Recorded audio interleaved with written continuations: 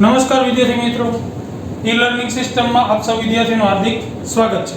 ધોરણ 11 નામાના મૂળ તત્વો, ચેપ્ટર નંબર 1. લાસ્ટ લેક્ચરમાં મિત્રો આપણે એક પ્રશ્ન જોયો હતો, હિસાબી પદ્ધતિના પારિભાષિક શબ્દો. ફરીથી એના પર એક નજર નાખીએ. પારિભાષિક શબ્દો જે વારંવાર જ્યાં સુધી ભણશો ત્યાં સુધી એ શબ્દો ઉપયોગમાં આવશે. એ શબ્દો આપણે છે એ રેગ્યુલર જીવનમાં છે એને કંઈક અલગ રીતે બોલતા હોય છે, જ્યારે હિસાબી પદ્ધતિમાં એનો અલગ રીતે ઉપયોગ થતો હોય છે. એવા શબ્દો જે પારિભાષિક શબ્દો જેનો અર્થ છે આપણને ખબર હોય, પરંતુ છે એનું નામ અલગ રીતે આપણે હિસાબી પદ્ધતિમાં બોલાતું હોય છે. એવા શબ્દો મિત્રો આપણે 10 શબ્દોની ચર્ચા કરી હતી લાસ્ટ લેક્ચરમાં. ફટાફટ એકવાર છે એને રિપીટ કરી દઈએ. એક જોયું તો ધંધાકીય વ્યવહાર, એના બે પ્રકાર હતા, રોકડ વ્યવહાર અને ઉધાર કે શાખનો વ્યવહાર. ત્યાર પછી જોઈ ગયા હતા બનાવ, ત્યાર પછી જોઈ ગયા હતા મૂડી કેપિટલ, ત્યાર પછી ઉપાડ, માલ, મિલકત, ખરીદી, વેચાણ અને લાસ્ટ જોઈ ગયા હતા દેવાદાર અને લેણદાર. આટલા શબ્દો વિશે આપણે ચર્ચા કરી હતી, જે તમે ચોપડામાં લખી જ લીધા હશે, એકવાર રીડ કરી લીધા હશે અને સમજી પણ ગયા હશો. હવે આગળ વધીએ. ત્યાર પછીનો 11મો પારિભાષિક શબ્દ એટલે કે ઘાલખાત. ઘાલખાત જેને ડૂબેલું લેણું કહેવાય, જેને શકમંદ લેણું કહેવાય. ક્લિયર? ફરીથી ઘાલખાતને ડૂબેલું લેણું કહેવાય અને શકમંદ લેણું પણ કહેવાય. હવે આપણે રેગ્યુલર જીવનમાં છે એ એક શબ્દનો ઉપયોગ કરીએ છીએ, બુચ. રેડી?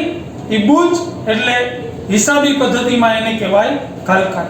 રેડી? તો ઘાલખાતને છે આપણે વ્યવસ્થિત લખવું હોય તો ઘાલખાત એટલે શું? તો કે ધંધાના દેવાદાર પાસેથી પૂરેપૂરી કે અંશતઃ રકમ વસૂલ થઈ શકે તેમ ન હોય તો તે રકમને કહેવાય ઘાલખાત. હવે ધંધાના દેવાદાર એટલે આપણે આગલા લેક્ચરમાં જોઈએ કે દેવાદાર એટલે કોણ? તો કે ધંધાએ જે વ્યક્તિ કે પેઢી પાસેથી પૈસા લેવાના છે એ બધા વ્યક્તિને શું કહેવાય? દેવાદાર. હવે એની પાસેથી જેટલા પૈસા લેવાના છે એમાંથી પૂરેપૂરા પૈસા કે થોડા અડધા પૈસા જો ન મળે તો જેટલા પૈસા ન મળે એને શું કહેવાય છે? ઘાલખાત કે ડૂબેલું લેણું કે શકમંદ લેણું કહેવામાં આવે છે. ક્લિયર? ત્યાર પછી છે ઘાલખાત છે એ પેઢીનું નુકસાન કહેવાય છે, જેની હંમેશા ઉધાર બાકી જ હોય. ત્યાર પછીનો પારિભાષિક શબ્દ ખર્ચ, જેને ઇંગ્લિશમાં એક્સપેન્સ તરીકે ઓળખવામાં આવે છે. તો વસ્તુ કે સેવા કે લાભના બદલામાં ચૂકવેલ રકમને ખર્ચ કહેવાય. વસ્તુ, સેવા કે લાભના બદલામાં જે રકમ ચૂકવાય એને કહેવાય ખર્ચ. ખર્ચના મુખ્ય 3 પ્રકાર છે. એમાંનો પ્રકાર નંબર 1 એટલે કે મહેસૂલી ખર્ચ, જેને ઇંગ્લિશમાં રેવન્યુ એક્સપેન્ડિચર તરીકે ઓળખવામાં આવે છે. હવે મહેસૂલી ખર્ચ એટલે શું? તો કે જે ખર્ચ વારંવાર કરવો પડે અને તેનો લાભ છે ટૂંકા સમય માટે મળતો હોય તેવા ખર્ચને મહેસૂલી ખર્ચ કહેવાય. જે ખર્ચ વારંવાર કરવો પડે, દર મહિને કરવો પડે. દાખલા તરીકે ટેલિફોનનું બિલ. રેડી? વારંવાર એક મહિનો થાય પછી પાછો બીજો મહિનો થાય, પાછું ભરવું પડે, ત્રીજા મહિને પાછું ભરવું પડે. એટલે કે જે ખર્ચ વારંવાર કરવો પડે અને એનો લાભ છે ટૂંકા સમય માટે જ મળે. તમે આ મહિને બિલ ભરો એટલે 1 મહિના સુધી ચાલુ રહે, બિલ ભરવાનું બંધ કરી દો, ફોન બંધ. રેડી? આને કહેવાય મહેસૂલી ખર્ચ. ત્યાર પછી છે મૂડી ખર્ચ, કેપિટલ એક્સપેન્ડિચર. મૂડી ખર્ચ જે ખર્ચનો લાભ લાંબા સમય સુધી મળે અને તેનાથી મિલકત ઊભી થાય તેવા ખર્ચને કહેવાય મૂડી ખર્ચ. જે ખર્ચનો લાભ લાંબા સમય સુધી મળે અને એનાથી મિલકત ઊભી થાય એવા દરેક ખર્ચને મૂડી ખર્ચ કહેવાય. ફોર એક્ઝામ્પલ, જ્યાં ધંધો ચાલુ છે એનું મકાન બનાવવું, એનો જે ખર્ચ થાય એ ખર્ચને કહેવાય મૂડી ખર્ચ. રેડી? 1 વર્ષ થશે જેનો લાભ લાંબા સમય સુધી મળશે અને એનાથી મિલકત ઊભી થશે. એ મકાન ઇન કેસ તમે છે એ મકાનની એ કારખાનાની જગ્યા તમારે ફેરવવી છે, બીજે લઈ જવું છે, તો ન્યાથી બાંધકામ કરી નાખો કે કારખાનું લઈ લો તો આ તમે મિલકત તરીકે વેચી પણ શકો, જેનો લાભ લાંબા સમય સુધી મળે. ત્યાર પછી खर्च नंबर 3 प्रसारित महसूली खर्च डिफर्ड रेवन्यू एक्सपेन्डिचर जे खर्चनो लाभ लांबा समय सुधी मळे अने तेनाथी मिलकत ऊभी थाय नहीं तेवा खर्चने कहेवाय प्रसारित महसूली खर्च।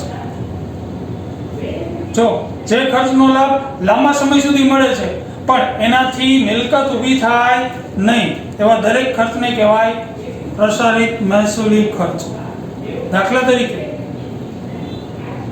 तमारा धंधा माटेनु साइन बोर्ड बनावो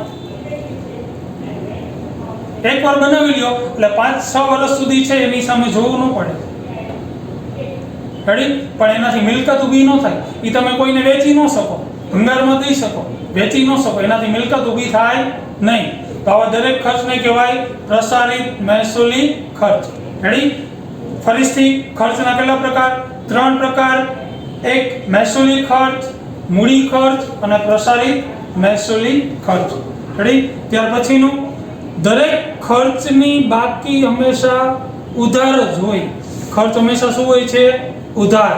રેડી ત્યાર પછીનું જોઈએ પારિભાષિક શબ્દ નંબર 13 નુકસાન ઇંગ્લિશમાં કહેવાય લોસ કોઈ પણ લાભ મેળવ્યા વિના ગુમાવેલ રકમને કહેવાય નુકસાન કાંઈ લાભ ન મળે અને પૈસા જાય તેને શું કહેવાય નુકસાન।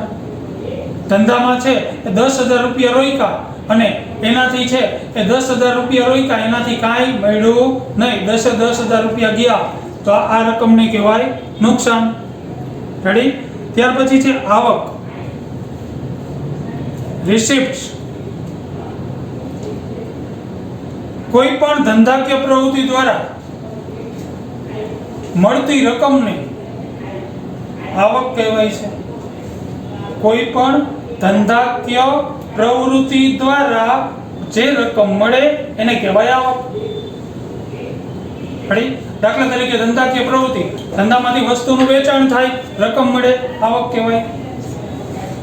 ધંધાનું મકાન છે ભાડે આપ્યું હોય ભાડું મળે આવક મળે। ધંધાના કોઈ સાધનો છે યંત્રો વગેરે ભાડે આપ્યા છે એનું ભાડું મળ્યું આવક। ધંધામાંથી રોકાણ કર્યું છે વ્યાજ મળ્યું આવક। બેંકમાં પૈસા જમા છે એનું વ્યાજ મળ્યું આવક। આવકના મુખ્ય 2 પ્રકાર છે મહેસૂલી આવક અને મૂડી આવક। રેવન્યુ રિસિપ્ટ્સ મહેસૂલી આવક ધંધાના આનુષંગિક વ્યવહારો દ્વારા મળતી રકમને મહેસૂલી આવક કહેવાય। આનુષંગિક સહાયક ધંધાના સહાયક દાખલા તરીકે ધંધામાં છે એ કોઈ વાહન છે એ કોઈને આપ્યું ભાડે અને એનું ભાડું મળ્યું સહાયક આને કહેવાય મહેસૂલી આવક। ત્યાર પછી છે મૂડી આવક કેપિટલ રિસિપ્ટ્સ મિલકત વેચતા થતી આવકને મૂડી આવક કહેવાય। મિલકતો વેચાય ધંધાનું મકાન છે એ બીજે ધંધો લઈ જવો છે આ જૂનું મકાન વેચી દો આવક મળે મૂડી આવક। ધંધાના વાહનો છે જૂના થઈ ગયા છે નવા લેવા છે જૂના વેચી દો આવક મૂડી આવક કહેવાય। રેડી તો આવકના કેટલા પ્રકાર 2 મહેસૂલી આવક મૂડી આવક। ખર્ચના 3 પ્રકાર હતા મહેસૂલી મૂડી અને પ્રસારિત મહેસૂલી। રેડી ત્યાર પછી તમામ પ્રકારની આવક છે એની બાકી જમા હોય તમામ આવકની બાકી શું હોય છે જમા। રેડી ત્યાર પછીનો પારિભાષિક શબ્દ આર્થિક વ્યવહાર જે અગાઉ આપણે જોઈ જ ગયા છીએ જે વ્યવહારમાં વસ્તુ કે સેવાનો વિનિમય થતો હોય તેવા વ્યવહારને આર્થિક વ્યવહાર કહેવાય છે। વસ્તુ કે સેવાનો વિનિમય વસ્તુ આપવામાં આવતી હોય પૈસા લેવામાં આવતા હોય સેવા આપવામાં આવતી હોય પૈસા લેવામાં આવતા હોય આવા દરેક વ્યવહારને કહેવાય આર્થિક વ્યવહાર।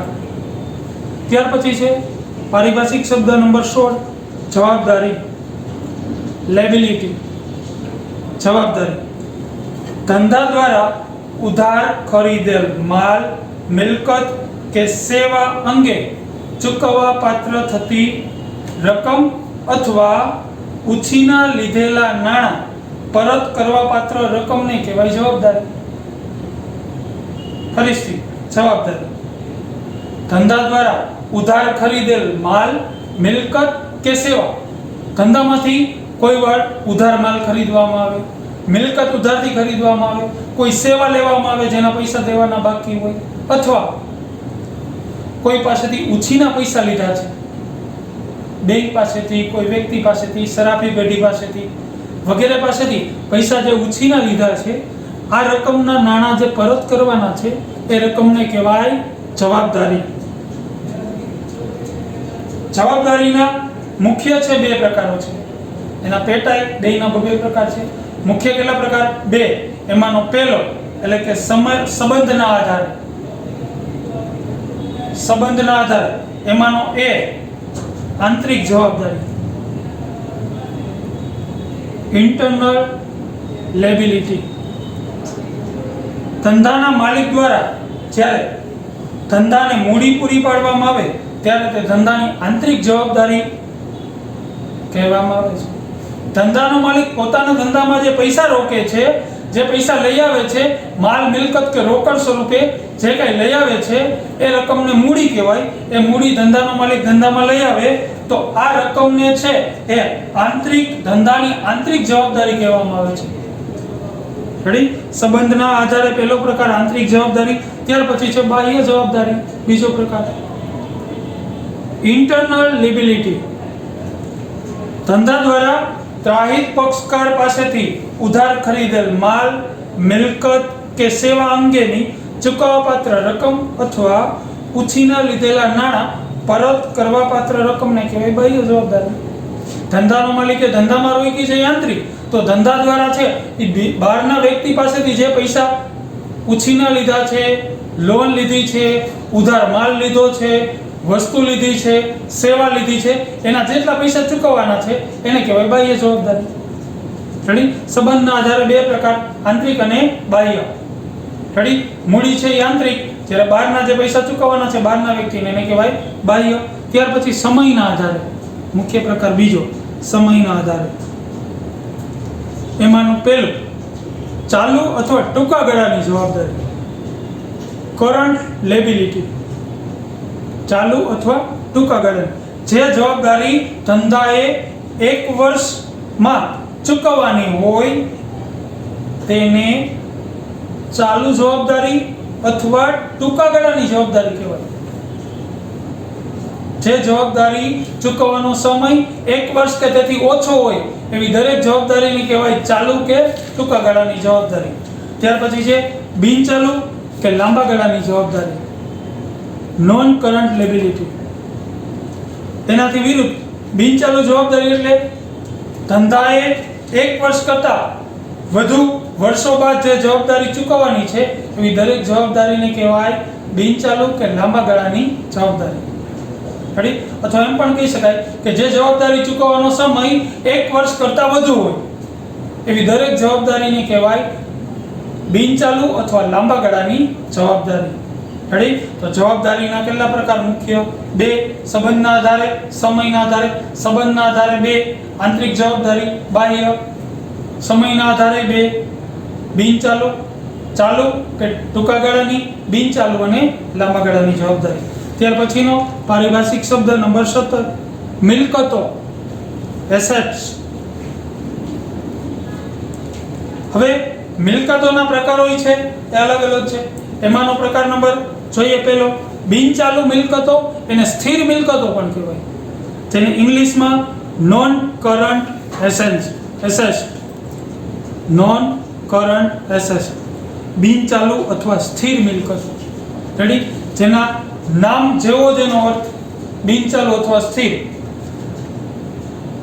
જે મિલકતો 1 વર્ષથી વધુ સમયગાળા માટેની હોય, જે મિલકતો 1 વર્ષ કે તેથી વધુ સમયગાળા માટે ધંધામાં રહેવાની હોય એવી દરેક મિલકતને કહેવાય લાંબા ગાળાની કે સ્થિર મિલકતો કહેવામાં આવે છે, જેનું આયુષ્ય 1 વર્ષ કરતા વધુ સમય માટેનું હોય છે. દાખલા તરીકે જમીન, મકાન, પ્લાન્ટ, યંત્રો, ફર્નિચર વગેરે. ફરીથી બિનચાલુ કે સ્થિર જે મિલકતો ધંધામાં 1 વર્ષ કરતા વધુ સમય માટે રહેવાની હોય એવી દરેક મિલકતને કહેવાય બિનચાલુ કે સ્થિર મિલકતો, જેનું આયુષ્ય 1 વર્ષ કરતા કેવું હોય છે? વધુ હોય છે. જમીન, મકાન, પ્લાન્ટ, યંત્રો, ફર્નિચર વગેરે. બિનચાલુ કે સ્થિર મિલકતોના 2 પ્રકાર છે. એમાંનો પહેલો પ્રકાર દ્રશ્ય મિલકતો, ટ્રાન્ઝિબલ એસેટ્સ. દ્રશ્ય મિલકતો એટલે શું? તો કે જે મિલકતો ભૌતિક સ્વરૂપ ધરાવતી હોય, જેને જોઈ શકાય, સ્પર્શી શકાય તેવી દરેક મિલકતને કહેવાય દ્રશ્ય મિલકત.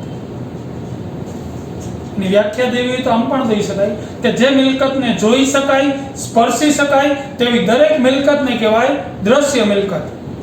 જે ભૌતિક સ્વરૂપ ધરાવતી હોય એવી દરેક મિલકતને કહેવાય દ્રશ્ય મિલકત. દાખલા તરીકે જમીન, મકાન, પ્લાન્ટ, યંત્રો, ફર્નિચર વગેરે. ત્યાર પછી છે અદ્રશ્ય મિલકત, ઇન્ટેન્જિબલ એસેટ્સ. અદ્રશ્ય, જેના નામ જેવો તેનો અર્થ અદ્રશ્ય. જે મિલકતોને છે એ જોઈ ન શકાય, સ્પર્શી ન શકાય, જેનું ભૌતિક અસ્તિત્વ ન હોય તેવી દરેક મિલકતને કહેવાય અદ્રશ્ય મિલકત. જોઈ શકાય ને સ્પર્શી શકાય, ભૌતિક સ્વરૂપ હોય એ દ્રશ્ય, જેને જોઈ ન શકાય, સ્પર્શી ન શકાય, ભૌતિક સ્વરૂપ ન હોય એવી અદ્રશ્ય મિલકત. દાખલા તરીકે પાઘડી, પેટર્ન, ટ્રેડમાર્ક વગેરે. હવે તમને પાછો એ પ્રશ્ન થશે, પાઘડી, પેટર્ન ને ટ્રેડમાર્ક એટલે શું? જેના વિશે આપણે આગળ લેક્ચર આવશે એમાં ડિટેલમાં ભણશું. ત્યાર પછીનો પ્રકાર નંબર બીજો ચાલુ મિલકતો. એક જોઈ ગયા હતા બિનચાલુ કે સ્થિર, એના 2 પ્રકાર દ્રશ્ય અને અદ્રશ્ય. હવે બીજો પ્રકાર ચાલુ મિલકતો. ચાલુ મિલકતો એટલે કે જે મિલકતનો સમયગાળો 1 વર્ષથી ઓછો સમય હોય તેવી દરેક મિલકતને કહેવાય ચાલુ મિલકત.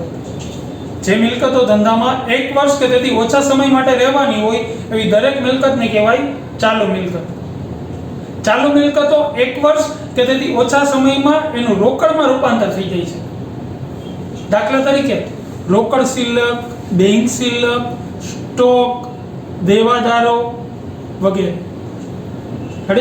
બેંક શિલ્લક, બેંકમાં પૈસા પડ્યા છે, આજે 10 લાખ રૂપિયા પડ્યા છે, કાલે જરૂર પડી તો રોકડા ઉપાડી લેવા, રોકડમાં રૂપાંતર થઈ ગયું. જ્યાં સુધી ઉપાડો નહીં ત્યાં સુધી મિલકત તરીકે ઉપાડો એટલે રોકડમાં રૂપાંતર થઈ જાય.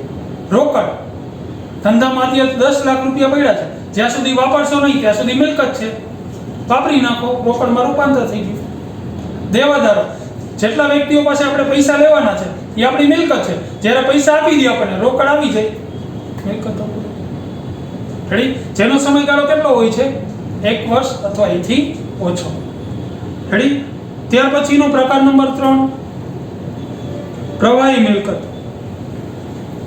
ચાલુ મિલકતના પેટા પ્રકાર તરીકે પ્રવાહી મિલકત ઓળખવામાં આવે છે. સ્ટોક સિવાયની તમામ ચાલુ મિલકતોને પ્રવાહી મિલકતો કહેવાય છે. ચાલુ મિલકતો પણ એમાં સ્ટોક ન ગણો તો એ મિલકતો કેવી થઈ ગઈ? પ્રવાહી. સ્ટોક ઉમેરી દો તો ચાલુ. ચાલુ મિલકતના પેટા પ્રકાર તરીકે પ્રવાહી મિલકતનો ઉપયોગ થાય. તમામ ચાલુ મિલકતોમાંથી સ્ટોક બાદ કરી નાખો એટલે મળી જાય પ્રવાહી. સ્ટોક ઉમેરી દો તો ચાલુ. દાખલા તરીકે રોકડ શિલ્લક, બેંક શિલ્લક, દેવાદારો વગેરે. તો મિત્રો આપણે છે કુલ મિલકતોના મુખ્ય 3 પ્રકાર જોયા: બિનચાલુ કે સ્થિર, ચાલુ અને પ્રવાહી. એમાં સ્થિર મિલકતોના કેટલા પ્રકાર જોયા? તો કે 2, દ્રશ્ય અને અદ્રશ્ય. કુલ પારિભાષિક શબ્દો આપણે 17 પારિભાષિક શબ્દોની ચર્ચા કરી, જે અહીંયા તમારી સ્લાઇડમાં છે એ 17 આજે આપણે 11 થી 17 સુધીના જોયા, જે તમારી સ્લાઇડમાં આપેલા છે, જે તમારે 1 by 1 ચોપડામાં છે લખવાના છે. બાજુમાં જ્યાં અંગ્રેજી નામ આપેલું છે એ પણ તમારે લખવાનું છે. રેડી? જ્યાં જરૂર પડે ત્યાં તમે કલર પેનનો પણ ઉપયોગ કરજો કે જેથી કરીને છે એ હાઇલાઇટ થાય અને વાંચવું ગમે. રેડી? તો મિત્રો 17 સુધીના આપણે જોયા. હવે પછીના લેક્ચરમાં બાકીના પારિભાષિક શબ્દોની ચર્ચા કરશું. રેડી? ઓકે મિત્રો, થેન્ક યુ.